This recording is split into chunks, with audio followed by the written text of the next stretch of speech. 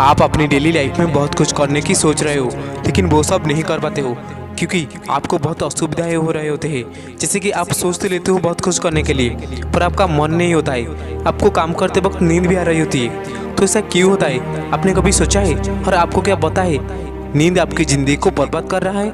नींद आपकी ज़िंदगी का सबसे बड़ा दुश्मन है, जो आपको बहुत कुछ करने के लिए रोकता है। इसके बारे में आप अकेले में बैठकर कभी सोचे हो क्या?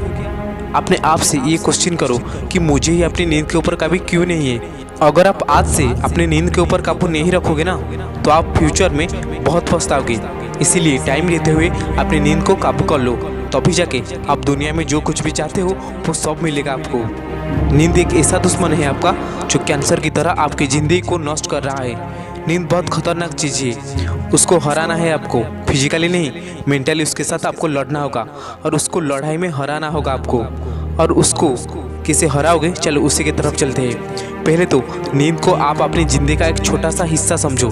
मैं कुछ एग्जाम्पल में आपको बताता हूँ कि आप जो पढ़ाई करते हो, कुछ टाइम पढ़ाई करने के बाद धीरे धीरे आपको नींद आने लगती है। क्यों?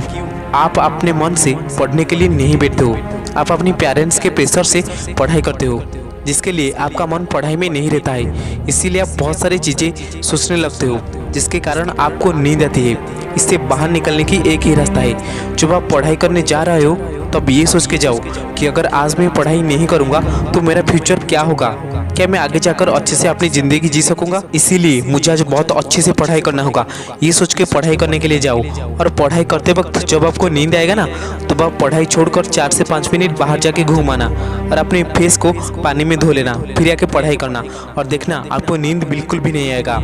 अगर आप बहुत देर तक सोते हो तो आप आलसी हो जाओगे, आप अपने फ्यूचर को तबाह कर रहे हो।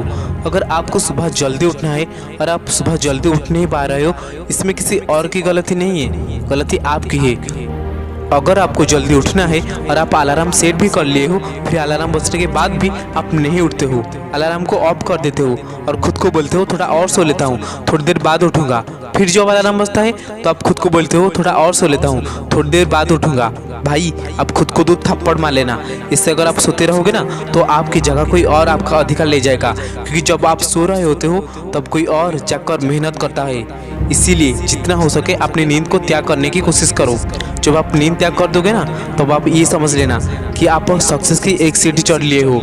नींद को तुम खुद अपने काबू में रखो, और ऐसा करने के लिए कोशिश करो कि आप जब चाहोगे तब आराम करोगे और आप जब चाहोगे तब उठोगे।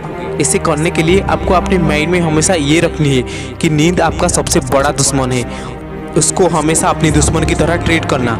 इसे करने में क्या होता है ना, आप हमेशा अलर्ट रहते हो, और अलर्ट रहने से आप बहुत कुछ कर पाएंगे। आप कभी लक्ष्य करना कि कुत्ता हमेशा अलर्ट रहता है, और आपको कुत्ता से यही गुण लाना है, तभी जाके आप जो सोचते हो उसको अच्छे से कर पाओगे। आलस ही आपको धीरे धीरे करके उसकी काबू में ले रहा है। और आप आलस कैसे होते हो? नींद की वजह से। हाँ, नींद की वजह से। नींद है तो आलस भी है। इसका मतलब ये नहीं कि आप बिल्कुल भी सोएगे नहीं। आप सिर्फ एक दिन के 24 घंटों से 7 से 8 घंटे नींद लो। अगर आप 30 दिनों तक लगातार 7 से 8 घंटे नींद लेकर बाकी के समय को अपनी काम में व्यस्त रखोगे ना, तो मेरा यकीन मानिए आप नींद के ऊपर बिल्कुल काबू कर लिए हैं। अगर आपको कुछ करने का है तो आप इसको 30 दिनों तक अभ्यास करो, और फिर देखना रिजल्ट आपके सामने होगा। अगर आप नींद को काबू नहीं करोगे तो नींद आपके भविष्य को काबू कर लेगा। इसीलिए नींद के ऊपर काबू रखना बहुत ज़रूरी है। आशा करता हूँ आप भी अपने नींद के ऊपर काबू जरूर रखोगे ये वीडियो देखने के बाद। Thank you.